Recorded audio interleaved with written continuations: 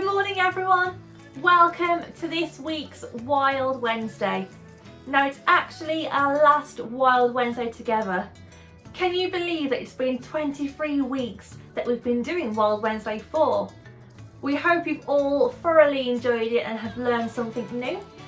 We've gone from learning about Madagascar right at the very beginning. We've learnt about sharks, about apes, about rainforests.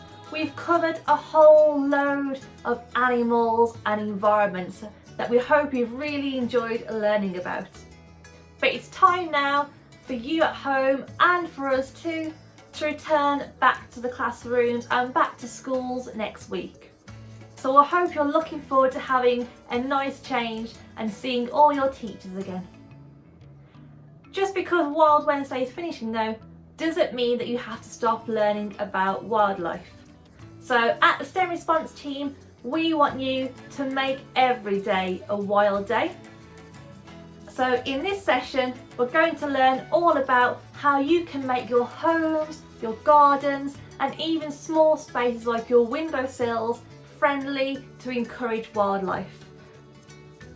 And we're going to do this with help of the Wildlife Trust, who have so many brilliant and easy ideas that you can craft or build or plant some ideas to make wildlife come into your area.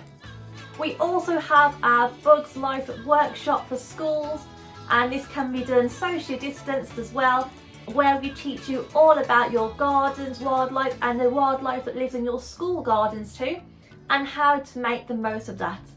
So feel free to check that out. We'll leave a link here, and we hope you enjoy going back to the new normal. Thank you all for watching. Bye!